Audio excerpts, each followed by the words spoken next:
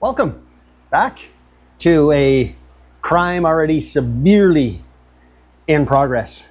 So I left you last episode with the torque box removed, and we talked about the undercarriage and all that sort of stuff and kind of next steps. I got really restless, and I did a bunch of work and didn't videotape any of it. Not for the sake of other than I just didn't. So I'll catch you up to where we're at. And honestly, the work that I did was just little like tedious things. And there's no point in me showing you me getting up and going back and forth and putting the floor in and taking it out and in and out. You get the point. Just a lot of just tedious little things. So let's recap where we are. Here, I'll bring you along here. The floor, I cut it all out. Now, if you remember before, my intention was to go all the way up, kind of to the seam, and cut that seam all out. And then the new floor pan actually had that seam.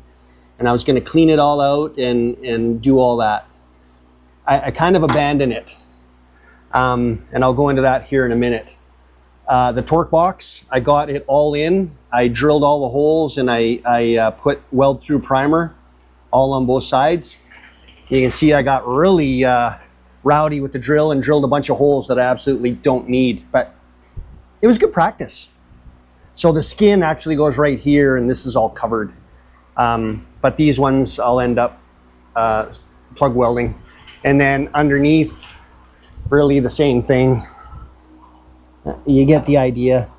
I got it all down on the body mounts, and I wanted to get everything kind of lined up to sit where it's going to sit. So this did a couple of different things, and you'll be able to see it here in a second. I talked about letting this torque box sit where it sits, and it does. It sits perfectly as if the Jeep were off the assembly line, because this is all straight. But the issue that I run across is this. So this is the actual Jeep line, and the skin is supposed to go right up here, and it's supposed to be even with this. Well, you can see from this picture that one of these things is not like the other. So from a reference point, I went and got some bar stock, because I'm gonna have to fix this. But you can see how crooked it is. It's about 1.25 inches, well, actually about 1 inch from the top to the very bottom, that this whole corner has been pushed in. So you can tell by various little telltales, like all this under here. I don't know if you can see it. All this under here, see how this is gapped?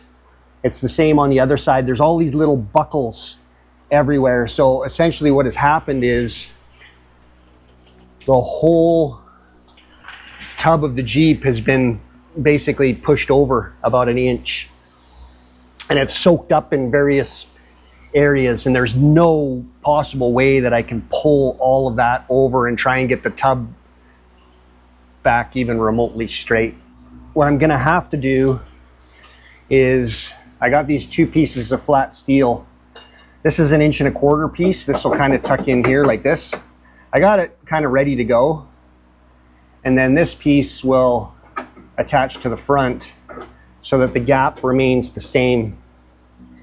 And then I don't know if I'll just Tech screw it or, stitch weld it all up and down here. So I'll get it all in, and then the skin can go on. So we'll see how that goes. The other big issue is this. I went to Home Depot to buy a straight edge,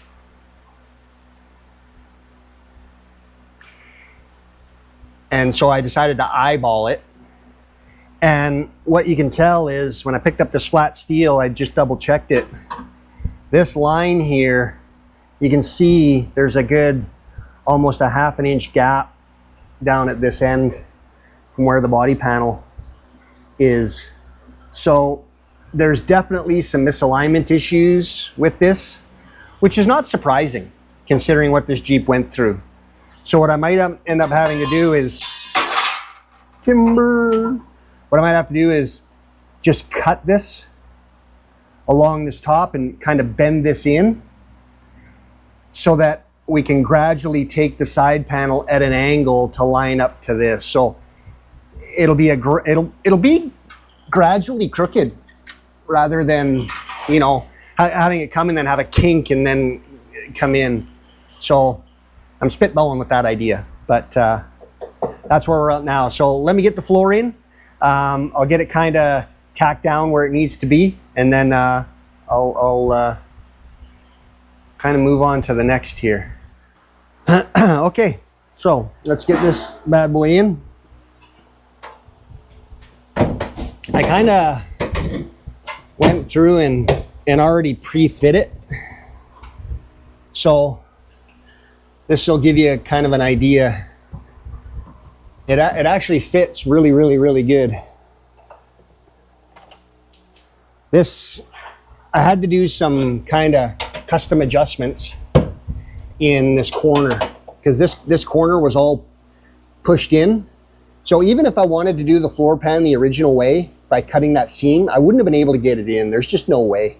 I ended up wailing on this with a sledgehammer, and then I had to notch this out to get it to kind of fit mostly square.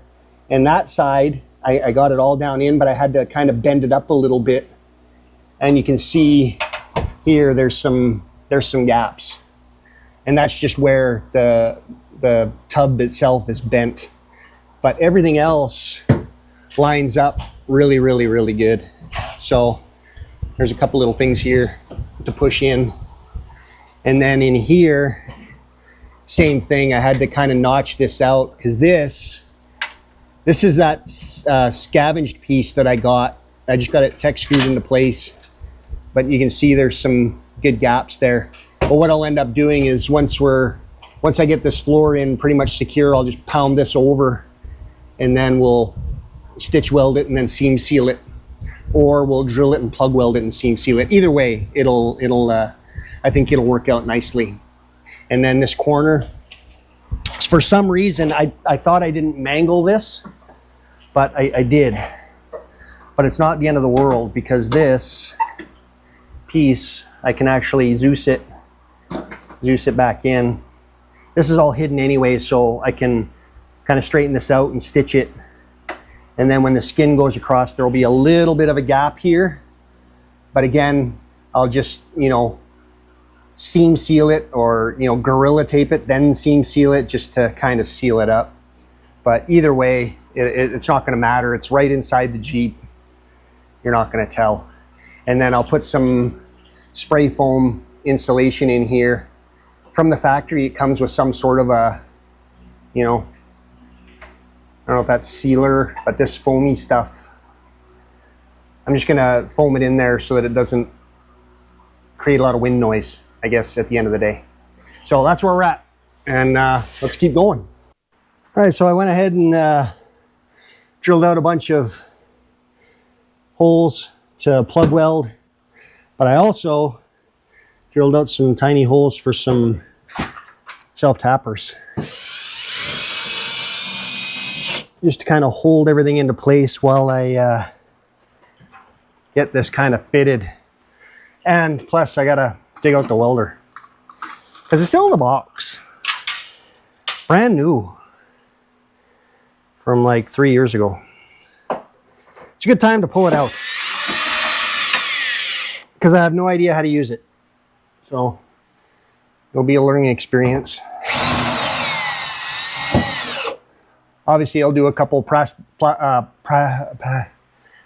welds on something that is not as critical as this non-SEMA build going on.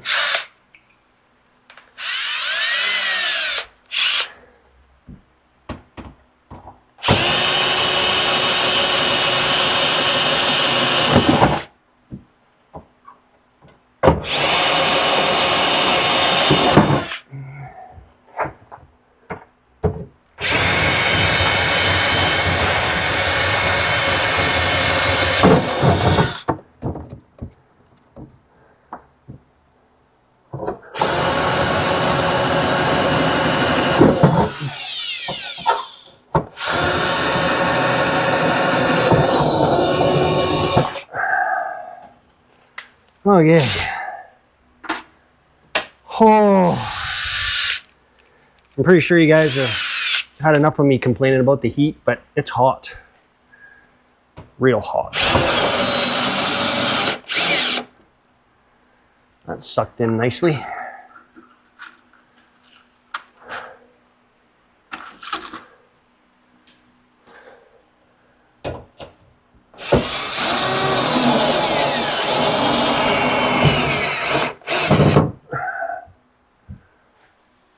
That will work.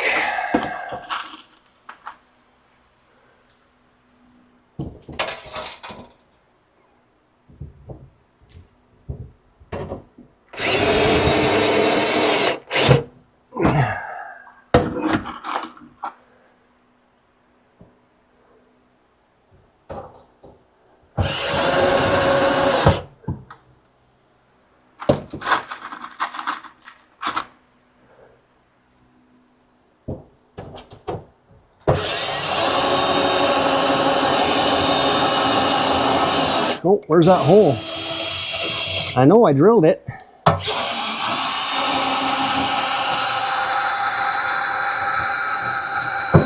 There it goes. We'll just make a new one. Okay. That is in. Kinda.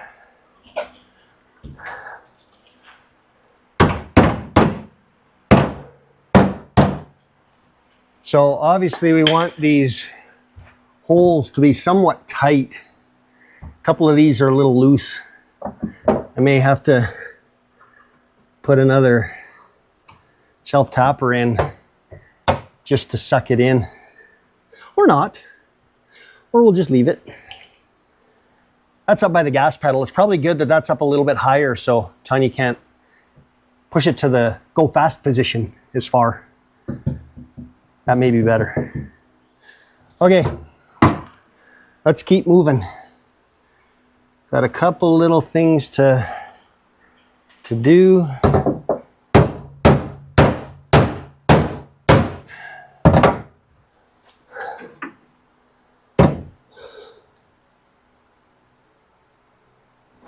Oh, I never drilled those out. Ah, I had them marked and everything. Oops. That's okay. I'll have to try and do it from in here, I guess.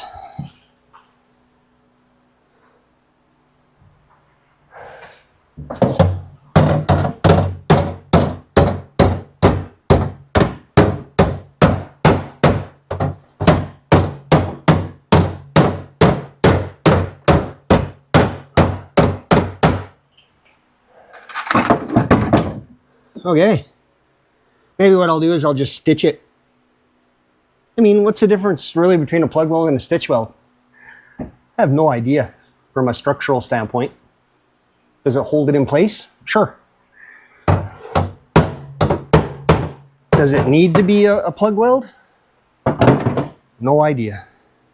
So we'll just go with it.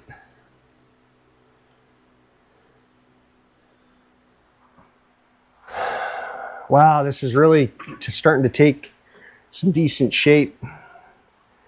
I'm excited. How did this go? What's happening?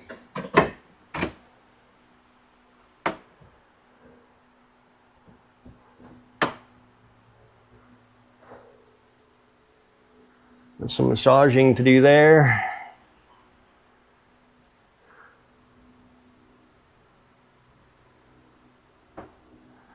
Okay. Let me go dig out the welder and see how that goes. See if I can figure out how to use that thing. Whew. All right, good afternoon. It's been an eventful couple hours. I got everything kind of mocked up and I'll bring you in and I'll walk you through it all. But I got the floor in and welded. Got the new welder out of the box and it's relatively straightforward. Super simple to use, 120 volt, good for this little mild metal. And it seems to be doing the trick, although I don't know how to use it worth beans, but I'm figuring it out.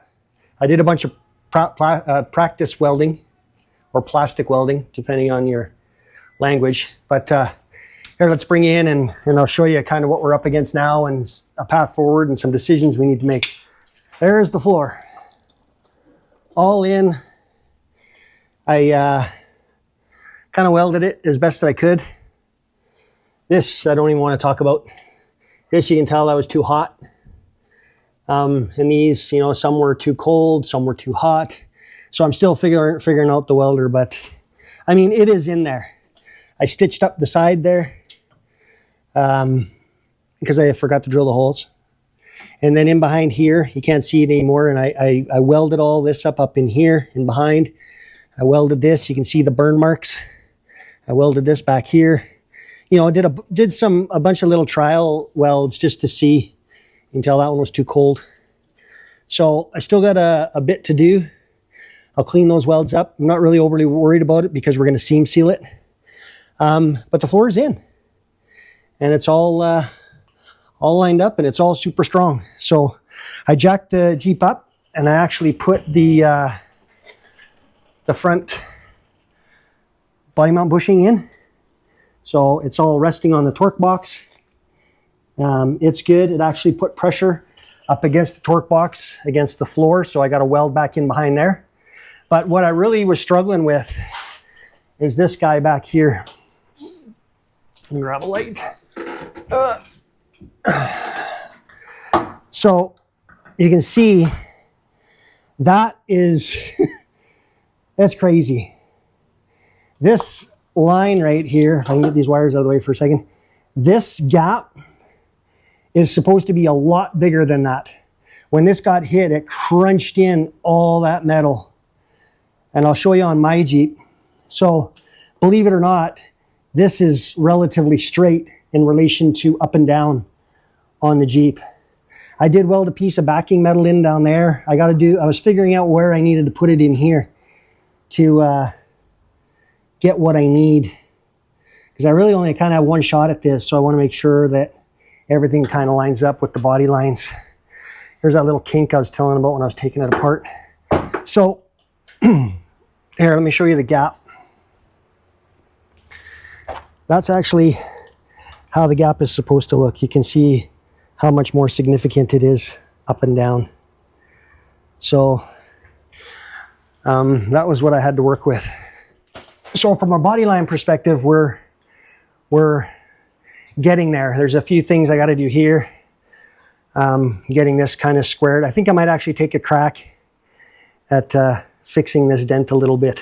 I tried kind of pulling it out, but I don't really have the tool to do that, but see if I can. So I got some work on this body line. These ones are pretty good. And now the reason why everything looks kind of so crooked is because I haven't cut this yet. And again, I kind of only have one shot to do this. So I'm going to kind of mock this up and get it lined up. And then just make a, you know, maybe a long cut, see where it's at, and then slowly trim it back. So yeah, I'm kind of at a loss now. Don't really have a whole lot of commentary because I'm exhausted. But I think that's going to do it for today. So I think on my next little adventure, I'm going to get this all finalized, however that's going to work out. And then I'll start getting this all fastened, get this cut. Once that's in, we are literally on the home stretch. I can't believe it's come this far. So anyway, you know, the usual, like, subscribe, and definitely comment on the content, especially around length. I have no idea. I'm going like 10 to 20 minutes because that seems to be the attention span of the average human, i.e. myself. But, you know, if you want to see it longer and a bunch more stuff covered, then I'm all for that. It doesn't matter to me either way. All right. Thanks, everyone. See you on the next one.